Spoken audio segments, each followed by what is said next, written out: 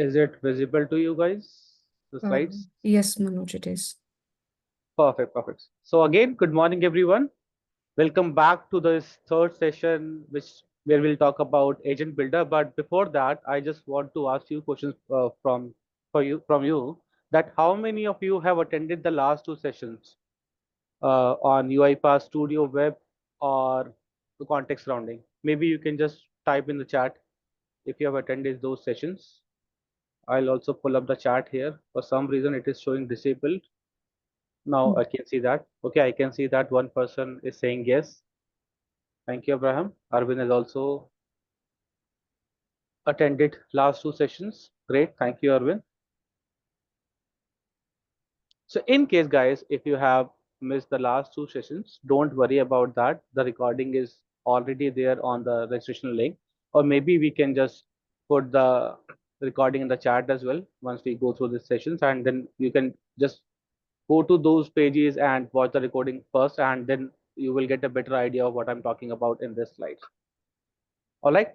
So I guess you Vidya has already given a introduction about myself, but in the today's session we will talk about agents, the buzzword in today's markets. What are agents? What is agentic? How it works?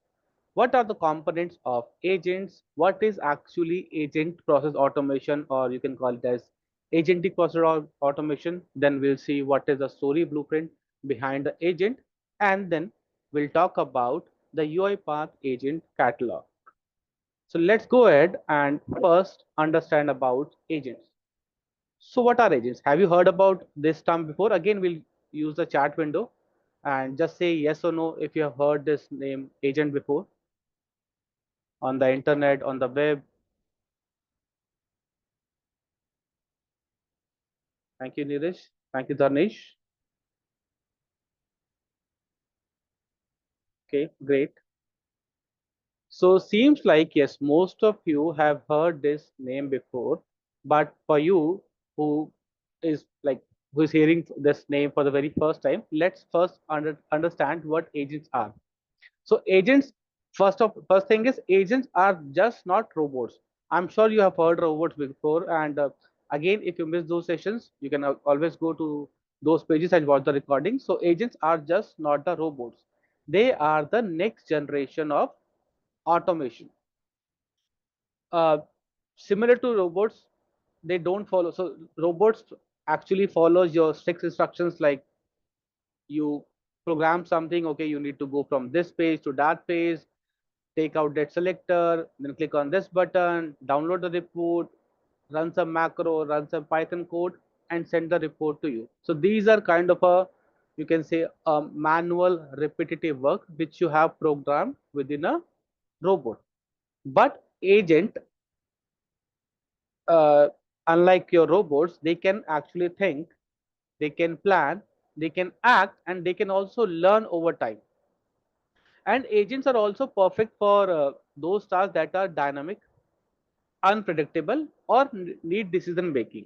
Whereas robot, you need to implement all the logics within the code itself. But for agents, it is not the case. But the beauty here is both your agents and robots can work together. We'll see in a bit. I've created a slide for you where I put both agents and robots, how you can use both of these technology into just one picture. So together they can actually solve your uh, full business process from start to finish, making automation truly enterprise grade. So moving to the next slides here, just hand. Okay. So as I said, agents are represent your next generation of of automation. They are well suited for non-deterministic dynamic use cases where you don't know what needs to be happen next. They can just go and uh, run those things for you. It can run. It can work with robots and agents to solve the problems, and it can work directly with robots as well. Now, what do you mean by agentic? That's the main question. Robots, we already know it. It's a rule based, act predictably. It has got deterministic decision. What does that mean is, from first step you need to go to second, go to third, go to fourth, and all the decisions are there hard coded. Whereas agentic simply means that automation has some kind of a uh, sense of independence. It understands the context. Those who know what context is, again, go and watch the recording. It is operating in what is the end goal, how to act accordingly. Plus, the agent knows what am I trying to achieve, what actions should I take, who or what should I interact with. It could be human, it could be any tool, it could be any third party agent, it could be RVA process, it could be anything. And how will the success be measured? And it is just not executing the task blindly, which we have programmed into UiPath Studio or Studio Web. It's operating intelligently on the top of your robots, right? Moving on to the next slide, where we'll talk about, we already know what are agents, but I'll talk about how agent works. And for that, maybe we can take an example of uh, something like your college event organizer. Right. So first thing that agents do is communicating. So communication means you pass the text into your natural language, something like into your English language or any kind of a language. Your agent understands that and act accordingly. So your NLP actually act as a bridge between agents and the user. You pass something, agent would understand the context you're talking about, and then go ahead and execute the task. So that is one thing. The second thing is initiating. The what does it mean is you can trigger your agents by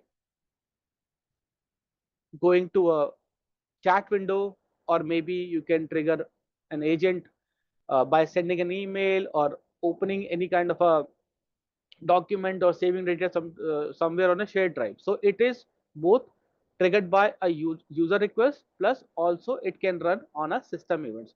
User request is you are sending some data or some request, or system events could be you are receiving some files from third party, and then you want to run that agent. So it can run by both user request and your system events as well. The next thing here is planning. So as I said earlier, agents actually knows, it understand and plans out the task to complete a process. Let's suppose if you say, okay, I want to uh, send updates and reminders for your for this college event to all the speakers, students, and organizers. So here agent understand, okay, what you're talking about, it understand all the means, creates a plan, and then execute it. The fourth thing here is deciding, and that is the most important part here, which sometimes the robot, means the RPA bot, fails to do so. Because in RPA, you hard code the logic, but from the agent side, decision makes this deciding makes decision dynamically, such as maybe uh, again, let's take the same example. You are sending an um, email to some speaker for your college event, but the college speaker is not available at that time. So here agents can, okay, go and see that, okay, this particular person is not available. It can either come to you or sometimes make decision on its own, and then you can say it can actually reassign those things or reschedule that event for that particular speaker. Same goes with adapting. I've already told you that deciding and adapting are like common in nature. So it, okay, goes through that, see that the speaker is not available, and then it changes the venue or speaker availability, or just assign that slot to a different speaker. So that is adapting, which the RPA bots are not capable to do. Then comes the healing detects. So healing detects is a kind of a thing. Let's suppose, again, for the same example, your workflow or the process is breaking somewhere, or there is a overlap of sessions, or the speaker profiles that you are going to publish on your college website page or on the event page is not complete. So maybe now agent knows, okay, I need this complete information to post something, or I need this information where there is an overlapping of event and I need to handle it internally. Then this is called the healing process, where agent knows what needs to be done and do it on your behalf. Again, you don't have to do anything. Agents can do that very easily, very quickly. The next part here is learning. Again, I'll take you back to the last session where we talk about both active memory and your long-term memory. So agent actually remember your preferences, your previous requests, or actions that you have made in the past. And based on that, it works accordingly. Plus, one of the biggest factor of or biggest plus of agents is it can actually coordinate with robots, coordinates with other agents, it can coordinate with users, it can coordinate with other system, it can coordinate with other services. So it can coordinate with almost everything, making your whole automation journey smooth. So this is how agent works. Now moving on to the next slide, where we'll talk about what are the components of agent. So basically agents are made of four core components. The first thing that you see on the screen left is NLP, natural language prompt.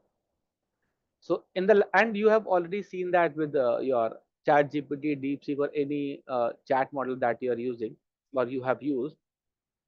So you first give the instructions or plan for the agent. Okay, I want this thing. This should be the role, or maybe you can say you are a helpful assistant, or you are a solution architect, you are a program manager, you are a project manager. So here you define the role and the goal of that particular agent and the constraint it goes through. Plus, you can also pass the input arguments, what is going to be the output argument, like the in-out parameters. System prompt we've already discussed, user prompt you need to pass, and you can also give some kind of an example, which again we will see in a bit how you can actually compose that. So this is NLP, where you just pass the prompt in a natural language. Again, language could be anything, but here for this demo, which I'm going to show you, we'll just use English language only, plain English language. The next part here is context. So this is again the same thing, short-term and long-term memory. In the last session, you have seen that short-term memory is your active session memory, where it understands the context and remember the previous chat in the same session. And long-term memory, we have used storage buckets, where I showed you an example of where I uploaded a document on travel visa guidelines from India to Europe, and we ran an automation, and it actually went to those context grounding and fetch those information for you. So here agent uses both short-term and your long-term memory for the context grounding. So it queries from all your KBs to ground prompts, or it remembers what you are talking in that context. The third thing here is tools. So UiPath offers a lot of tools that can be invoked based on the prompt that you pass. And in the last slide, I showed you already that you can call activities, you can call RPA flows, you can call agents, you can call any web search, you can call any third party integration services. So all of things, or micro automation as well, you can call anything with the help of tools. Maybe you can ask your agent, okay, I want to do this thing. The data is placed in that context memory. Plus, along with that, you need to use these tools to complete the task. And we have seen that not all tasks executed successfully. Sometimes we might require human in the loop. Maybe I can give you one more example. Suppose you have got a process to process thousands of invoice per day, and those invoices are some are your native invoices and other are your scanned invoices. And the threshold value that we have set here is 80%. So okay, I know, okay, if my 80% text is extracted and I compare that with database, be it your two-way matching, three-way matching, or just matching with the system table. So if it is matching greater than 80%, then obviously I don't need any human. This is the threshold value that I have set within my agent. But if the accuracy goes less than 80%, then obviously I need some kind of a human involvement in the picture. So this is, we call it as escalation. So it actually involves a human when required to, which can actually help you to gather additional information. So you extract invoice data, you compare that with your database, and accuracy is less than 80% as per your agent standard. In that case, you will pass it to a human. The agent will open a task in the action center, action apps, and will notify the user that, okay, for this invoice there is something wrong. Okay, now it is human who will go to that action center app, read all the data, and then either accept or approve. And maybe sometimes what the user does is it just changes some value in the form, right? So either your human accepts that or rejects that invoice, and again based on that acceptance or rejection, the agent learns. So this is another good factor of agent, a feature of agent, where it actually learns from its own mistakes, that okay, I was wrong is at that place, the human has made this fix, next time I'll make sure that this mistakes won't happen. So this is something agent can also remember. So four components of agents are NLP, instructions for the agent, then the context, knowledge base that the agent can use to find info or create a plan, tools, what the agent uses to take the actions, and the escalation is part is your human in the loop and should be thoroughly evaluated to determine if the agent output or trajectory, how well the agent is operating both in design time as well as at the runtime. I hope things are clear now. Any doubts? Any questions? If you have, you can just put in the chat. Else we will move to the next slide. I know this sound might be a bit confusing, but once we see the demo, then you will get a better picture of that, how the whole thing actually works. Thank you. Okay, so moving on to the next slide. So here you can see that this is a kind of a example, agentic process automation example, where I have involved both robots, agent plus user. How it works is you receive a new invoice in the SharePoint. Again, invoice could be of anything. It could be purchase invoice for a retail customer or for any kind of a business. So you receive invoice in the SharePoint, right? Then you have got some robots running. It triggers that robot. Your robot extracts invoice fields, values from that invoice.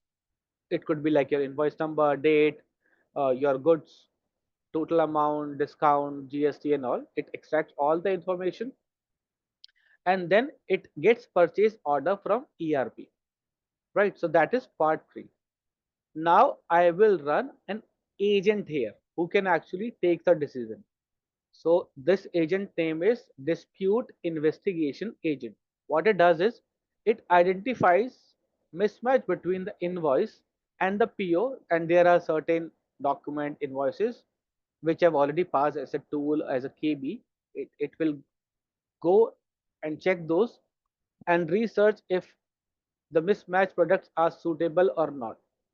If agent thinks, okay, now there is a mismatch in the comparison, then it will go to human and ask for the feedback or ask for the validation. Again, for human it could be UiPath Action Center, or you can create a task into the teams, but for now we'll stick to UiPath Action Center. Then user will get notified and does some tasks. So let's suppose the dispute investigation agent runs and found a no discrepancy in the data, then it will just go ahead and finish the process. But if there is any discrepancy, which you can see on the slide, now it will run a dispute resolution agent. So now first we have robot, agent. Agent validates that if the working is fine, then it will not execute any robot.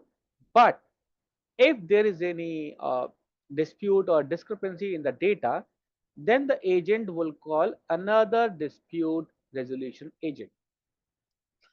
What it does is it will send out some emails to the user asking for the data. It will go in back and forth. Okay, I need this information, that information. The mail trail will go. Once the agent gets all the data from that vendor, again it checks for the historic data to make sure everything is in line. If not, then human feedback. Maybe if you still want human in the loop because this is a dispute resolution agent, then you can okay go to the user and say, okay boss, I have got all the data. These are all the documents which I've asked from that particular vendor. Kindly approve the task. User will go to that action center app, see, okay, now I have got all the data that is required for this invoice to be processed. Now the user will just go ahead and click on OK, and then the other RPA bot would run, which is your financial adjustment process. So it will just update all the data with the help of robot. So here you can see that this is a combination of both robot and your agent in the loop, plus your human as well. Moving on to the agent blueprint, I guess that is one of the most important thing that you need to remember while creating the slides or creating an agent. So first thing obviously is your agent role. What is the role that you want your agent to perform, right? Second thing is your the context where your agent will work in, context it operates in. Then you want agent to do this objective by following these particular actions with the help of tools or so many things that you can pass. So you want agent to perform this by using this, and then it can also interact with all the user system and actions, and this is the desired benefit or outcome that you want from your agent. And how do you define that okay your agent has done, because you are not programming anything here, you are just passing a kind of a prompt. So you need to also tell, okay, this is how the success is measured. So this is my success criteria. So if the agent runs, do this task for me and provide me this value, this should be my success. So first thing is role, it plays context, it operates in, action it takes, system and user it interacts with, a clear outcome it will achieve, success criteria to measure the performance of your agent. So this framework is called agent story blueprint, which is required to create an agent, right? Maybe in the next slide I can show you how it works actually. So if you see on the next slide, I have created an agent for college event organizer. The role is very simple. You have an event in college and you are the organizer for that, and you want an agent to run on your behalf, which can handle all the tasks, be it your agent task, be it some kind of a robotic task. The first thing is, as we have seen earlier, we need to provide them the persona or the role. Here the role is it needs to act as a college event organizer responsible for managing event registration, scheduling sessions, and coordinating with participants and speakers. So now, as a college event organizer, you have given your role to that agent. Okay, this is the role of the agent which the agent will perform. Now, what are the activities? Now we have given a role. Next thing is the agent activities. So activities is it should include collecting event registration, sending invites and reminders. So you're here, you don't need to do anything. You are asking agents to do that. So collecting event registrations, sending invites and reminders, creating event schedules, also detecting scheduling conflicts. We have already talked about that, and tracking the attendance, like how many users have attended those sessions. So these are the activities that you want the agent to do. Then the knowledge context or the knowledge base. So maybe you have created some kind of a event guidelines, you have got a student registration table, you have got room or venue information, speaker schedules, college calendar, communication templates where this communication will go through. So you need to follow a template. So you just pass all the information somewhere as a KB, as a knowledge base, and the agent will take the data from that KB and does that task for you. Now, you also want to know the quality measure or the KPI. So first thing is obviously you need to measure the accuracy of scheduling, number of successful event, reminder sent, reduction of scheduling conflict, and participants satisfaction rate. So these are my KPIs on which I will rate the agent. So everything that you do, you are passing this to the agent. So you will just a kind of a HIL, human the loop, who will see this KPIs, or if there is any kind of a issue where agent is not able to perform the task, then you might go ahead and fix those things. What is the input context? Input context is your student registration forms, speaker availability, the venue information, event timelines, and the communication preferences. So these would be my input. What are the output instructions? Provide an event schedule with conflict-free sessions and send timely personalized email, update participant on changes. And so all the things that you want to do, you are passing this to the agent. So this is your agent. And on the right hand side of the screen, you can see the robotic feature. So what the robotic feature does is, so obviously when you are passing all this data to agent will obviously call some RPA processes or some kind of a tools behind the scene. The first robotic feature is student registration management tools. So here RPA is used for accessing and organizing student registration data, confirming participation and updating records. So here you can use your RPA bot to perform that task.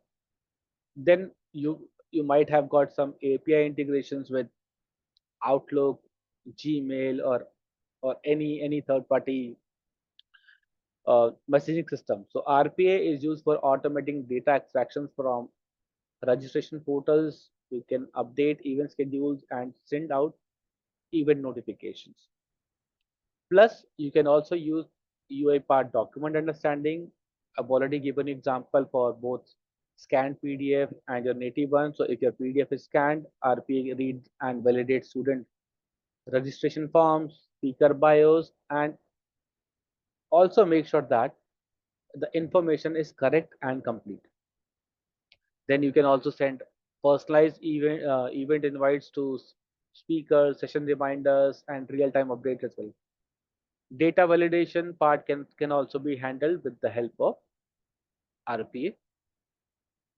Plus, if you want to track, okay, how many users have attended the sessions, or what was the success rate, session attendance, participant engagement, type of questions, and for that, you can use any reporting tool from UiPath, right?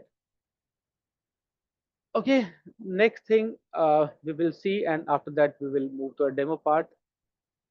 So this is my UiPath agent catalog. So UiPath has got some kind of a pre-built agents, pre-built GenAI activities. On the left hand side, you can see that we have got so many GenAI activities that you can use within your agents.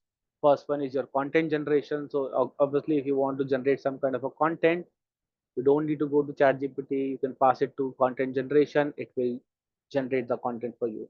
Same goes with email generation. You want to summarize something, you can use summarize activity. You want to rewrite something, go for rewrite. Language translation, we've already got an activity in place. Language detection, this could be a good use case. Sometimes you might have seen that, okay, you receive email in some different language, then you can use both your language detection and translation here. Detection will just detect the language, okay, whether this is English, French, Japanese, Portuguese. And once you detect the language which is not English, you can use another activity to translate this into a language that you understand. The next one is your PII. So that is your personal information. So UiPath got has some activities where it actually hides everything behind that. So it actually identifies, okay, these all are your personal information and should not be passed. So it actually masks all those information for you with the help of PII detection. Then you can categorize this, you can reformat this for image classification. We have got activity name image classification for any kind of a object detection in some kind of a video. You can go ahead with object detection activity, and these activities are very simple to use.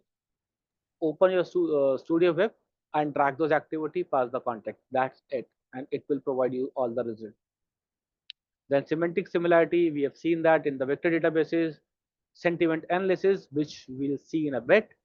Named entity recognition is another activity you can use, and the last activity that you can use is signature comparison. So now UiPath has got an activity which can actually compare two signatures and give you the result, whether the signatures are matching there or not. Then, so these are just activities. But if you want to build a complete agent from the scratch, or maybe if you have got some requirement which matches our pre-built agents which UiPath offers to us, like web search agents, Coral agent. There are so many agents which UiPath supports at the moment, and the list is like increasing every week.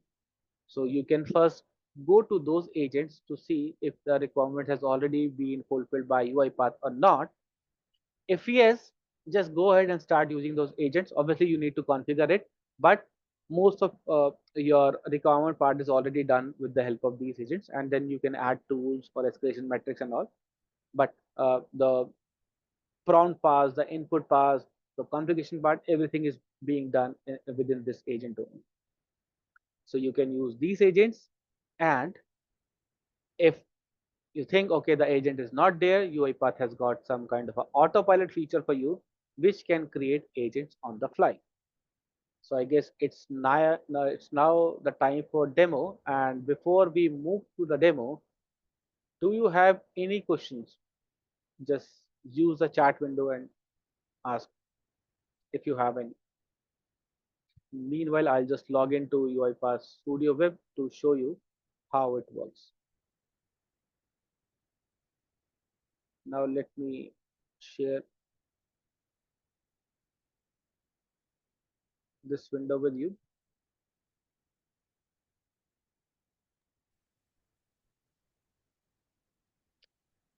So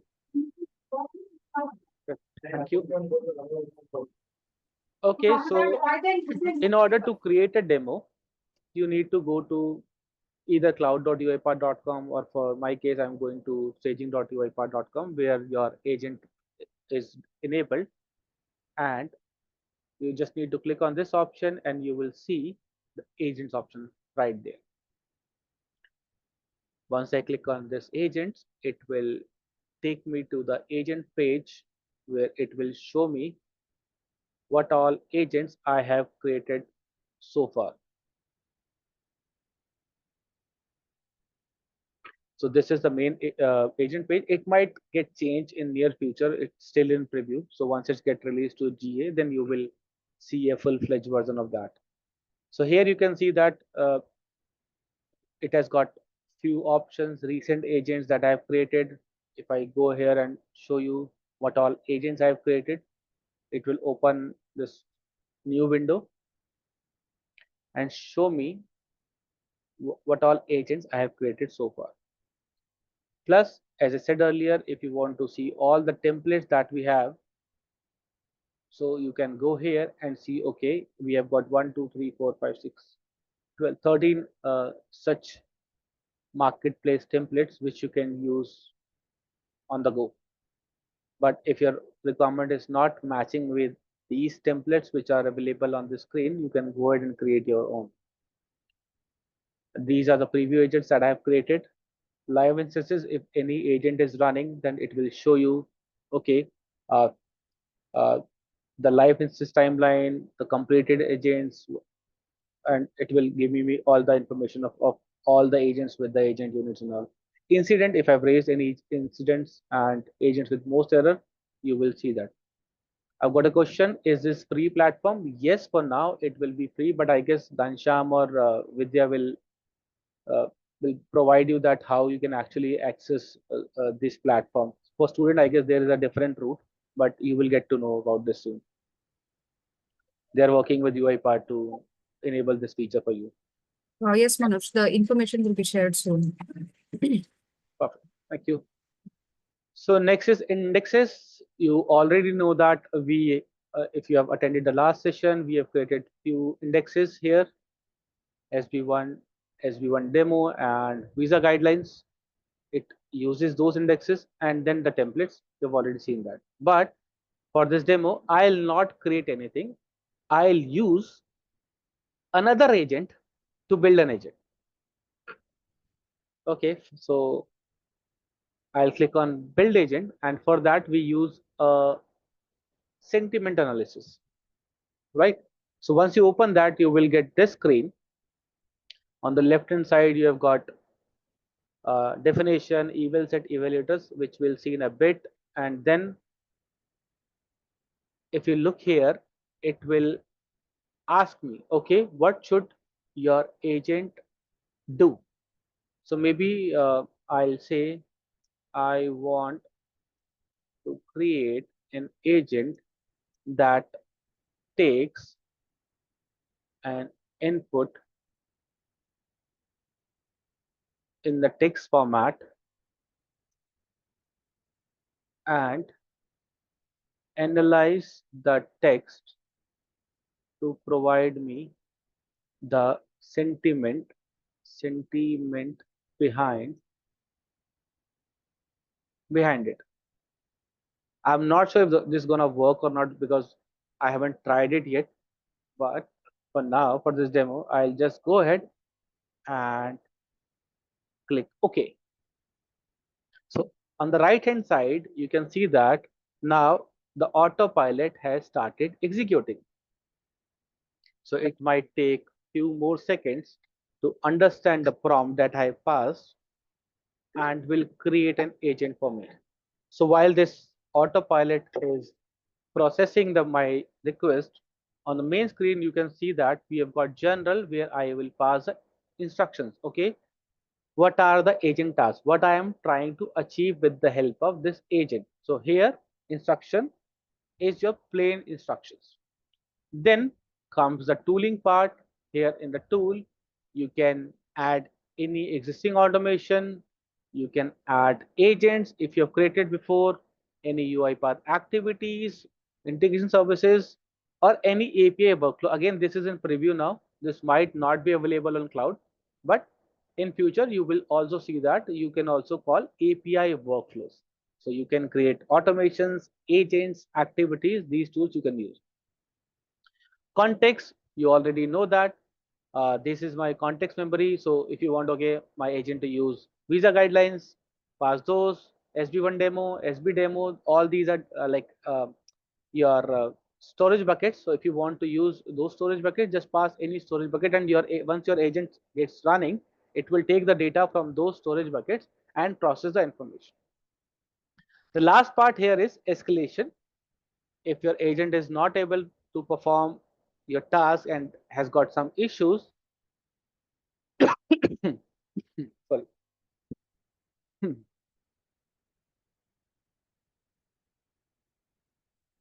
so you can use this escalation, which will just create a task in the action center. Okay, for now I'll just remove it. Where is my autopilot? Yeah, so if you see here, I guess it has uh, given me the result. Okay, so I'll first go ahead and review the suggestions. So define the agent's primary task is clear task definition. I click on that, and on the right you can see that this should be the actual prompt. So you are a sentiment analysis expert. So this is a role. Your task is to analyze the sentiment of the given text input. So input, carefully read the input text. So this is going to be my input text, input variable.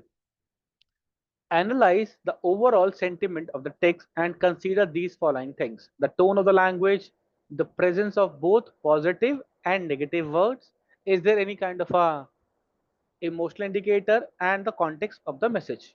And then you need to categorize the sentiment into one of the following: positive, negative, neutral, or mixed sentiment, and then provide a brief explanation. So this is called, we call it an explainable AI, why your agent has categorized this as a positive, a negative, or neutral. Plus, output your analysis in the following format: sentiment and what was the explanation behind it. And remember to be objective and base your analysis solely on the content of the input. So again, I didn't need, didn't do anything here. I just passed this information and I said, okay, I'll accept the suggestions, and my agent instructions are ready. Next thing, if you see here, input and output schema. Again, I don't need to create any input variable or any output variable here. I'll just go here, click on review suggestions. Okay, added input text field and added sentimental and explanation fields for the analysis. I'll click OK, accept that, and it will create. If you see here in the data manager, you can see here this is my input text, and that is a sentiment and explanation. It has created automatically. Again, I didn't do anything here. I just passed a very simple prompt without prompt engineering. I said, okay, I want to uh, see the sentiment of a particular phrase. That's it. And then it create all these instructions very beautifully. You don't need to go to ChatGPT now. It can create it on the fly. So now tools, okay, for this demo purposes, I don't think that we can use tools or context here, but yeah, I guess you just understand about it, how it works. Maybe I can just show you or run it for you. If I go to my property panel, okay, dev, so it is using GPT-4o model, and you can change its model as per your business requirement. Temperature, okay, it should be precise. Token size is 4096. So these are the default settings. I'll not change that. And dev, you can see that it is asking for that input text. And here is my input text which I passed to the agent. Carefully read the input text. In double brackets, I've given you double curly braces. I've given input text. So maybe I can write, I am feeling very happy today. A simple text, and then sentiment will be captured in these two. I'll go ahead and just run it for now. Now my agent has started executing. I don't know if that is going to work or not, but I have clicked on start to process. Here, this is my LLM call. I can see that it has now executed successfully. If I click here, you can see that the type of LLM call, this was the model, status success, temperature 0, it was very precise. Tokens max that I passed was 4096. And the output here is sentiment is positive.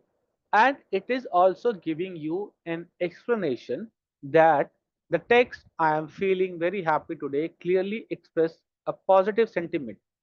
The use of the word happy is a strong indicator of positive emotions, and the overall tone of the message is upbeat and cheerful. There are no negative words or phrases present, reinforcing the positive sentiment. Sorry. And then it talks about all this input and output and shows me, okay, the total completion token was 77. For now, I guess don't look at that. So, but this is how your whole process runs. Now I want you to pass me a prompt which I can pass this to the agent to see if that works or not. Again, use the chat window and type anything there. Google it, or if you think, okay, I need to pass this phrase, just paste this in the chat window, and I'll copy that and update the data here. Plus, you can see that it is a health score as well. Prompt was 24%. Come on, guys, use the chat window.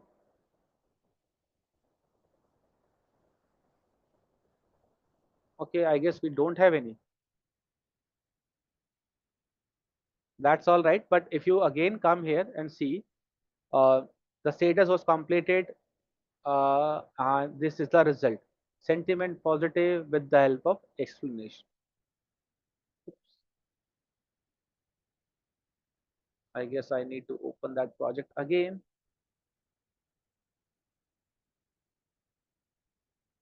So this is staging, so sometimes you might experience that.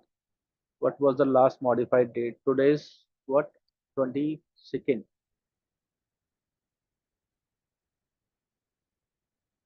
Language correction. Great.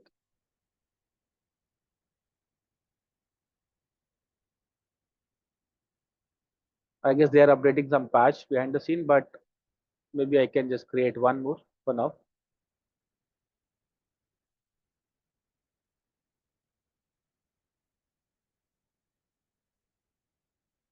Okay. I want to get the sentiment of the text, which I will pass as the input parameter, something like that. Here I've PARAMETR. Here I've changed the prompt. Let's see if that works or not. So now I can see if this is not coming up there. Okay, I'll click on. Okay, I'll accept that. Okay, review suggestions, accept suggestions. So I hope this has also created input text, sentiment explanation. Great, great. We'll run it again.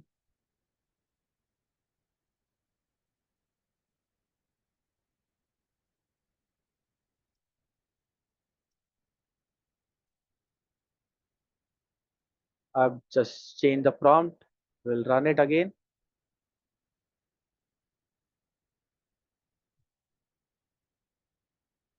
LLM call is successful, and the sentiment is negative. The text expresses a feeling of sadness, which is typically associated with a negative sentiment. So that is how you can build your agent on the fly. If you want, you can publish it. Okay, Untitled 3, I'll publish it to my feed. It has been published. If I go to orchestrator,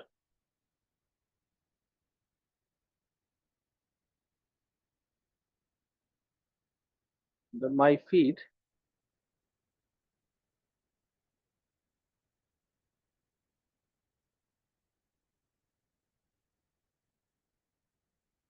what was the name of that package that I created? It should be Untitled 3.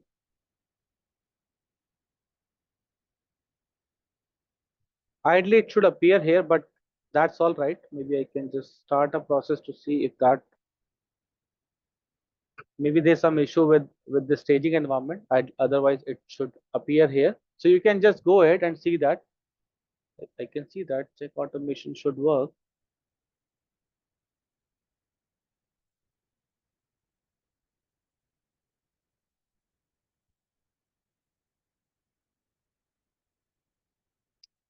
Okay, there's some issue with, I guess, with my settings. I'll fix that. So, but I guess you will get a idea of how the agent works and how you can build your agents on the fly without any programming knowledge and all. So that was all about the demo. If you guys have got any questions, you can ask us now. Thank you.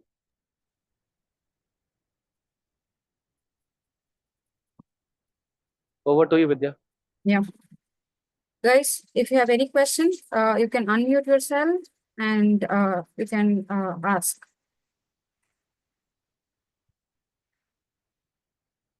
Hey, come on, people, let's be interactive.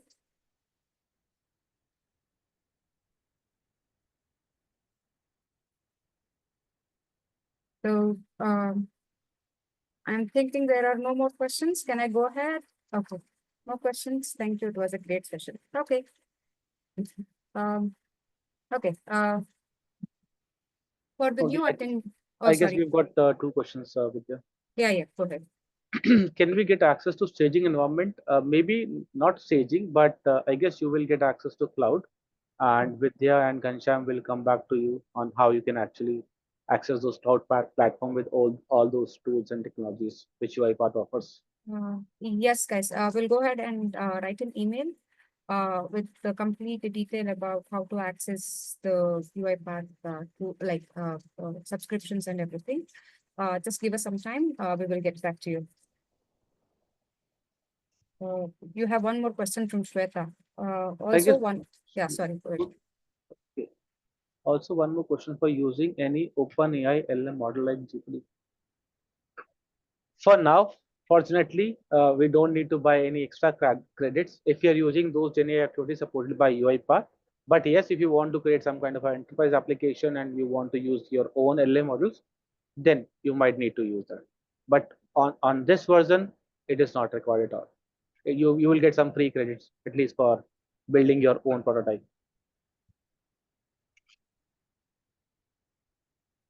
I hope that answers your question, Shweta. Any more questions? Okay. Uh, for the new attendees, I have shared the link for previous sessions of Manoj. It has YouTube video, recorded video also. Uh, you can like go back, go through the video and come back and see this video. Probably for the new attendees, everything will be sorted. Okay, one more question. Um, as me focusing on Java, is it necessary for me to learn Python to work as developer with UiPath? Manoj, Yeah, to you. that's a good question, I guess. So if you're working on Java, that is absolutely fine. And for UiPath, for most of the tasks, I guess you don't need to learn any special programming language because you if you create any kind of a executor within Java, you can also call that with the help of UiPath. But for some applications which require some kind of a machine learning or AI thing, I guess you might need to learn UiPath. But that is not for UiPath. For UiPath, simple automation can be done easily without the help of Python. The example which I have shown you or which I've shown earlier did not require any usage of Python in that. Python is only required for special cases. It's where you interact with like large data set or you want to create some kind of a machine learning model. But for 80% or I can say 90% of the tasks, you don't need to learn Python or any extra programming language. But if your work requires you to interact with all those stuffs where you need to create your own models and all, then obviously learn Python. So Python, you know that Python is like base for everything nowadays. So it's good to learn Python. Stick to Java, but learn Python as well. It will definitely add value to your resume. Yeah, that is for sure. Um, any more questions before I wrap up? Okay. Thank you, Manoj. It was very nice to have you for all the three sessions. I completely enjoyed the sessions, and I hope all the students also gained some knowledge. Yeah. Uh, Thank you, Vidya. And do reach out to us if you face any challenges. yeah, and also you can use the UiPath forum, community forum, where all the experts also interact with you guys, and you can write the questions. Whoever takes the question, they will be able to do justice for the question. Now I will start sharing my screen. My screen is visible, Manoj? Yes, it is. Yeah. Okay.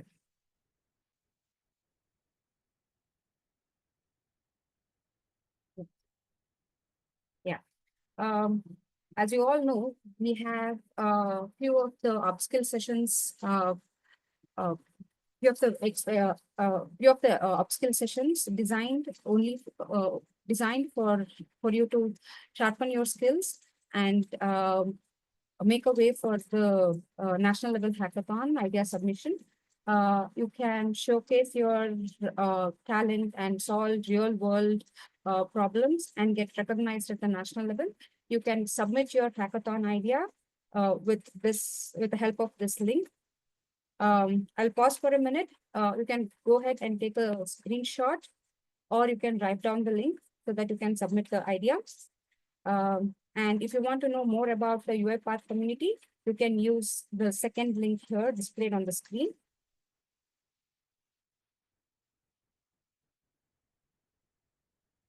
And also, you have an opportunity to become UiPath Student Developer Champion.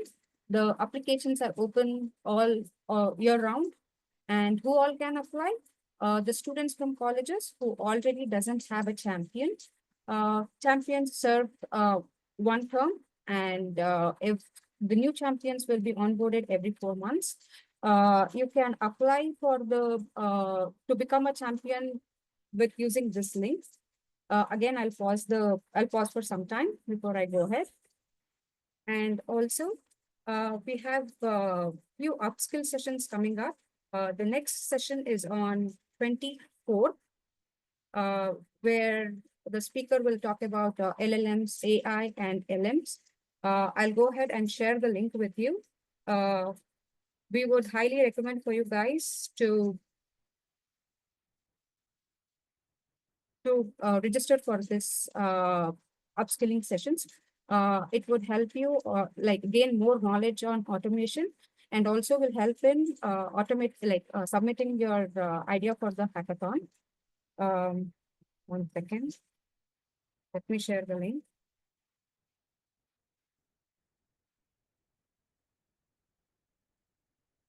And these upskill sessions are basically the series.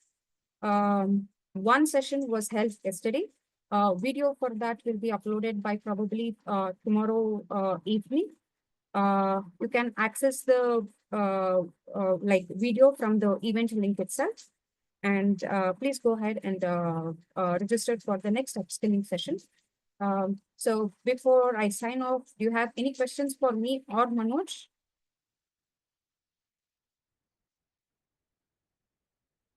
I guess there is one question in the chat. How about international students who are not based in India? Uh, I'm sorry, I did not get the question. Can you please be more clear? You can unmute yourself and ask me the question. Okay, I'm Anju here. I can take that question. Yeah, go ahead, Anju. Yeah. Assuming, participating in the hackathon specifically, I'm assuming the question is for that. The hackathon is currently designed for Indian students. We are planning something in other regions as well, other countries as well. So we'll, definitely publish that, or once it's planned, we'll let you know. But the current hackathon is planned specifically for Indian students.